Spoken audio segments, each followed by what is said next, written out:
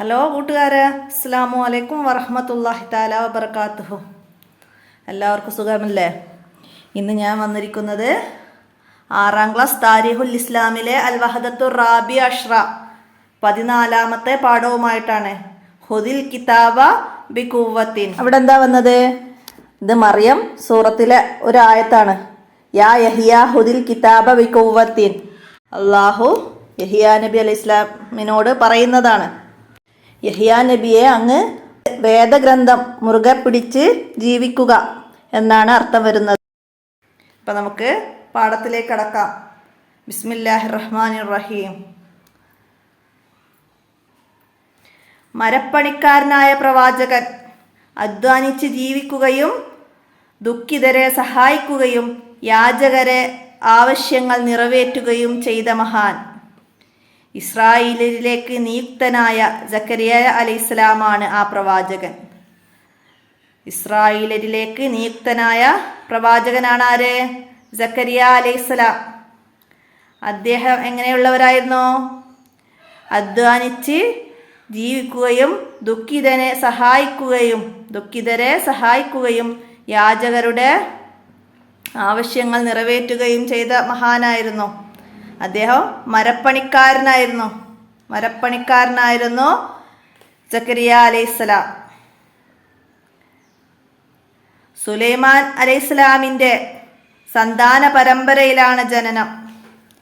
സുലൈമാൻ അലൈഹിസ്സലാമിൻ്റെ സന്താന പരമ്പരയിലാണ് സക്കരിയ അലൈഹിസ്സലാമിൻ്റെ ജനനം.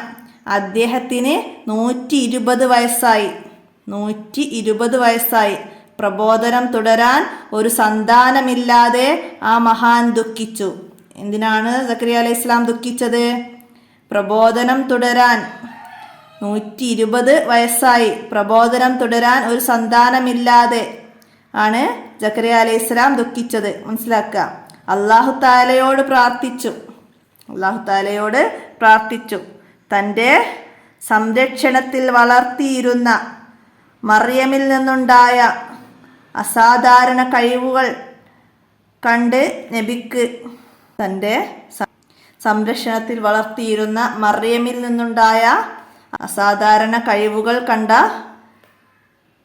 നബിക്ക് ആശയും പ്രതീക്ഷയും വർദ്ധിച്ചു. അതായത് മറിയം ബിവി റളിയല്ലാഹു അൻഹയെ സക്കരിയ അലൈഹി ഇസ്ലാമിൻ്റെ സംരക്ഷണത്തിൽ ആയിരുന്നു വളർന്നിരുന്നത്. അപ്പോൾ അവരിലെ കഴിവുകൾ കണ്ട സക്കരിയ അലൈഹി ഇസ്ലാമിന് ആശയും പ്രതീക്ഷയും വർദ്ധിച്ചു. അല്ലാഹു തആല യഹ്യ എന്ന സന്താനത്തെ നൽകുമെന്ന സന്തോഷവാർത്ത അറിയിച്ചു. അപ്പോൾ സക്കരിയ അലൈഹി ഇസ്ലാം ചോദിച്ചു, എനിക്ക് വയസ്സായി, എൻ്റെ ഭാര്യ വന്ധ്യയുമാണ്, എങ്ങനെ കുഞ്ഞുണ്ടാകും? എനിക്ക് വയസ്സായി, എൻ്റെ ഭാര്യ വന്ധ്യയുമാണ്, എങ്ങനെ കുഞ്ഞുണ്ടാവും? അല്ലാഹു തആല അരുളി, എനിക്ക് എളുപ്പമാണ്. ഇതിനു മുമ്പ് ഒന്നുമില്ലായ്മയിൽ നിന്ന് താങ്കളെ ഞാൻ സൃഷ്ടിച്ചില്ലേ? അദ്ദേഹം അല്ലാഹു തആലയോട് ഒരു അടയാളം ആവശ്യപ്പെട്ടു. സക്കരിയ അലൈഹി ഇസ്ലാം ഒരു അടയാളം ആവശ്യപ്പെട്ടു. എനിക്ക് കുഞ്ഞുണ്ടാവും എന്നതിനുള്ള ഒരടയാളം ആവശ്യപ്പെട്ടു. 3 ദിവസം ആംഗ്യ ഭാഷയിലല്ലാതെ താങ്കൾക്ക് സംസാരിക്കാൻ കഴിയില്ല. 3 ദിവസം ആംഗ്യ ഭാഷയിലല്ലാതെ താങ്കൾക്ക് സംസാരിക്കാൻ കഴിയില്ല. ഇതാണ് അടയാളം. അല്ലാഹു തആല പറഞ്ഞു. അല്ലാഹു തആല സക്കരിയ അലൈഹി ഇസ്ലാമിന് എന്ത് അടയാളമാണ് കാണിച്ചു കൊടുത്തത്? 3 ദിവസം ആംഗ്യ ഭാഷയിലല്ലാതെ താങ്കൾക്ക് സംസാരിക്കാൻ കഴിയില്ല എന്നതാണ്. യഹ്യ അലൈഹി ഇസ്ലാം ജനിച്ചു. സക്കരിയ അലൈഹി ഇസ്ലാമിന് യഹ്യ എന്നൊരു മകൻ ജനിച്ചു. മുത്തക്കിയും സൽസ്വഭാവിയുമായി വളർന്നു. കളിക്കാൻ ക്ഷണിച്ച കുട്ടികളോട് അദ്ദേഹം പറഞ്ഞു, കളിക്കാനല്ല നാം സൃഷ്ടിക്കപ്പെട്ടത്. യഹ്യ അലൈഹിസ്സലാം ബൗദ്ധിക വിരക്തനായി ജീവിച്ചു. രോമവസ്ത്രം ധരിച്ചും വൃക്ഷങ്ങളിൽ നിന്നും കഴിച്ചും വിജനസ്ഥലത്ത് ഖബർ കുഴിച്ച് അതിലിരുന്ന് ഇബാദത്ത് ചെയ്തും അദ്ദേഹം കഴിച്ചുകൂടി. യഹ്യ അലൈഹിസ്സലാം എങ്ങനെയാണ് ഭൗതിക വിരക്തനായിട്ടാണ് ജീവിച്ചത്. രോമവസ്ത്രം ധരിച്ചും വൃക്ഷങ്ങളിൽ നിന്നുള്ള കായ്കനികൾ കഴിച്ചും വിജനസ്ഥലത്ത് കബർ കുഴിച്ചു അതിലിരുന്ന് ഇബാദത്ത് ചെയ്തുമാണ് അദ്ദേഹം കഴിഞ്ഞുകൂടിയത്. അക്കാലത്ത് ഡമസ്കസിൽ അധർമ്മിയായ ഒരു രാജാവുണ്ടായിരുന്നു. രാജാവ് തനിക്ക് വിവാഹം ചെയ്യാൻ പാടില്ലാത്ത ഒരു ബന്ധുവിനെ വിവാഹം കഴിക്കാൻ ഒരുങ്ങി. ആരെയും വകവയ്ക്കാതെ സത്യം പറയുന്ന പ്രകൃതക്കാരനായ യഹിയ അലൈഹിസ്സലാം ആ നിഷിദ്ധമായ വിവാഹം നിരോധിച്ചു. ആ നിഷിദ്ധമായ വിവാഹം, അതായത് കഴിക്കാൻ പാടില്ലാത്തൊരു ബന്ധുവിനെ, വിവാഹബന്ധം പാടില്ലാത്തൊരു ബന്ധുവിനെ ഒരു രാജാവ് വിവാഹം കഴിക്കാൻ ഒരുങ്ങി. അപ്പം അത് യഹിയ അലൈഹിസ്സലാം എതിർത്തു. ആ നിഷിദ്ധമായ വിവാഹം നിരോധിച്ചു. കമിതാക്കൾ നബിയോട് വിദ്വേഷം വെച്ചു പുലർത്തി. ആ കമിതാക്കള് യഹിയ നബിയോട് വിദ്വേഷം വെച്ചു പുലർത്തി. മനസ്സിലാക്കുക. യഹിയ അലൈഹിസ്സലാമിന്റെ ശിരസ് തനിക്ക് സമ്മാനിക്കണമെന്ന് കാമുകനോട് ആവശ്യപ്പെട്ടു. ശപിക്കപ്പെട്ട രാജാവ് അവളുടെ ആവശ്യത്തിന് വഴങ്ങി നബിയെ വധിക്കാൻ അയാൾ ആളെ വിട്ടു. യഹിയ അലൈഹിസ്സലാമിനെ വധിക്കാൻ രാജാവ് ആളെ വിട്ടു. മണിക്കൂറുകൾക്കകം യഹിയ അലൈഹിസ്സലാമിന്റെ ശിരസ് അവളുടെ മുമ്പിലെത്തി. അങ്ങനെ അവർ അല്ലാഹു തആലയുടെ ശാപമിറങ്ങാൻ കാരണക്കാരായിത്തീർന്നു. അപ്പം അത് മനസ്സിലാക്കുക. യഹിയ അലൈഹിസ്സലാമിൻ്റെ രക്തസാക്ഷിത്വം എങ്ങനെയാണെന്ന് ഇവിടെ ഈ അവസാനത്തെ പാരഗ്രാഫിൽ നിന്ന് മനസ്സിലാക്കുക. അപ്പം നമുക്കിതിൻ്റെ തദ്രിബാത്ത് നോക്കാം. പാഠഭാഗം നന്നായി മനസ്സിലാക്കുക. തദ്രിബാത്തിലേക്ക് കടക്കാം. ഒന്ന്, ചോദ്യത്തിന് ഉത്തരം എഴുതാനാണ്.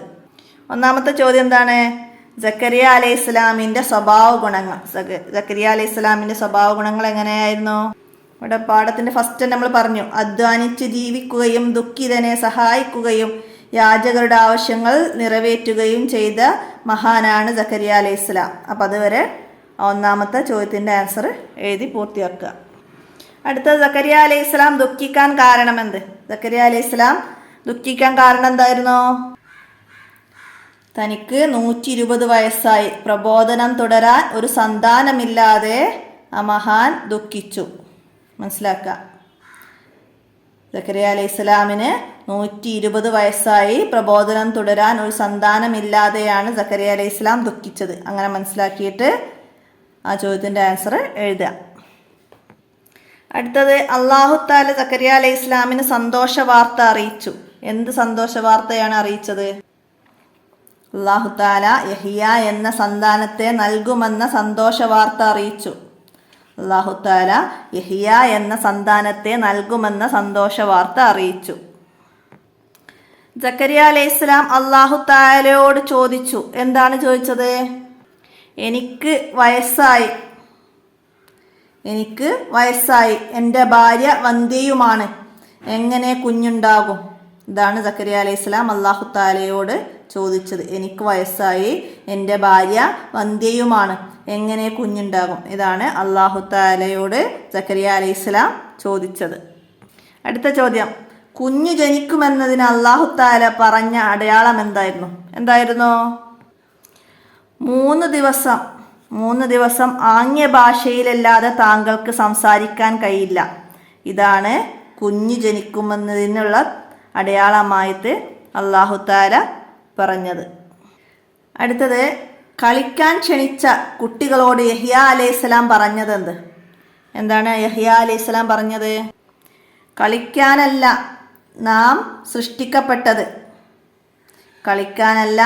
നാം സൃഷ്ടിക്കപ്പെട്ടത് എന്നാണ് യഹിയ അലൈഹിസ്സലാം കുട്ടികളോട് പറഞ്ഞിരുന്നത്. അടുത്തത്, യഹിയ അലൈഹിസ്സലാമിൻ്റെ ജീവിത രീതി എങ്ങനെയായിരുന്നു? യഹിയ അലൈഹിസ്സലാമിൻ്റെ ജീവിത രീതി എങ്ങനെയായിരുന്നു? യഹിയ അലൈഹിസ്സലാം ഭൗതിക വിരക്തനായിട്ടാണ് ജീവിച്ചത്. ഭൗതിക വിരക്തനായി ജീവിച്ചു. രോമവസ്ത്രം ധരിച്ചു വൃക്ഷങ്ങളിൽ നിന്ന് കഴിച്ചും വിജനസ്ഥലങ്ങളിൽ കബറ് കുഴിച്ചും അതിലിരുന്ന് ഇബാദത്ത് ചെയ്താണ് അദ്ദേഹം കഴിഞ്ഞുകൂടിയത്. മനസ്സിലാക്കുക. ഭൗതിക വിരക്തനായി ജീവിച്ചു, രോമവസ്ത്രം ധരിച്ചു വൃക്ഷങ്ങളിൽ നിന്ന് കഴിച്ചും വിജനസ്ഥലത്ത് കബർ കുഴിച്ച് അതിലിരുന്ന് ഇബാദത്ത് ചെയ്തുമാണ് അദ്ദേഹം കഴിച്ചുകൂടിയത്. അടുത്ത തഹസീസ് പ്രവർത്തനമാണ്. എന്താണ്? കുറിപ്പ് തയ്യാറാക്കുക. എന്താ അവിടെ പറയുന്നത്? യഹ്യ അലൈഹി ഇസ്ലാമിൻ്റെ രക്തസാക്ഷിത്വം എന്ന വിഷയത്തിൽ ഉപന്യാസം തയ്യാറാക്കാനാണ്. അപ്പോൾ ഇവിടെ പാഠത്ത് പറയുന്നുണ്ട് യഹ്യ അലൈഹി ഇസ്ലാമിൻ്റെ രക്തസാക്ഷിത്വത്തിന് കാരണം എന്തായിരുന്നു? ഡമസ്കസിൽ ഒരു അധർമ്മിയായ രാജാവ് ഉണ്ടായിരുന്നു. രാജാവ് തനിക്ക് വിവാഹം ചെയ്യാൻ പാടില്ലാത്ത ഒരു വധുവിനെ വിവാഹം ചെയ്യാൻ ഒരുങ്ങി. ആരെയും വകവെക്കാത്ത സത്യം പറയുന്ന പ്രകൃതക്കാരനായ യഹ്യ അലൈഹി ഇസ്ലാം ആ നിഷിദ്ധമായ വിവാഹം നിരോധിച്ചു. ഖമിതാക്കൾ യഹ്യ നബിയോട് വിദ്വേഷം വെച്ച് പുലർത്തി. യഹ്യ അലൈഹി ഇസ്ലാമിൻ്റെ ശിരസ് തനിക്ക് സമ്മാനിക്കണമെന്ന് കാമുകനോട് ആവശ്യപ്പെട്ടു. ശപിക്കപ്പെട്ട രാജാവ് അവളുടെ ആവശ്യത്തിന് വഴങ്ങി യഹ്യ നബിയെ വധിക്കാൻ ആളെ വിട്ടു. മണിക്കൂറുകൾക്കകം യഹ്യ അലൈഹി ഇസ്ലാമിൻ്റെ ശിരസ് അവളുടെ മുമ്പിലെത്തി. അങ്ങനെയാണ് യഹ്യ അലൈഹി ഇസ്ലാം രക്തസാക്ഷിയായത്. മനസ്സിലാക്കുക. അപ്പോൾ പാഠഭാഗം മനസ്സിലാക്കിയിട്ട് ഉപന്യാസമായിട്ടത് മനസ്സിലാക്കിയിട്ട് എഴുതുക. അപ്പോൾ ഇത്രയാണ് 14ാമത്തെ പാഠത്തിൽ നിങ്ങൾ മനസ്സിലാക്കി പഠിക്കേണ്ടത്. പാഠഭാഗം നന്നായി പഠിക്കുക. സക്കരിയ അലൈഹി ഇസ്ലാമിന് 120 വയസ്സായപ്പോഴാണ് സക്കരിയ അലൈഹി ഇസ്ലാം എന്ന മകൻ ജനിക്കുന്നത്. മനസ്സിലാക്കുക. സക്കരിയ അലൈഹി ഇസ്ലാമിന് 120 വയസ്സ് ആയപ്പോഴാണ് യഹ്യ അലൈഹി ഇസ്ലാം ജനിക്കുന്നത്. മനസ്സിലാക്കി പാഠഭാഗം പഠിക്കുക.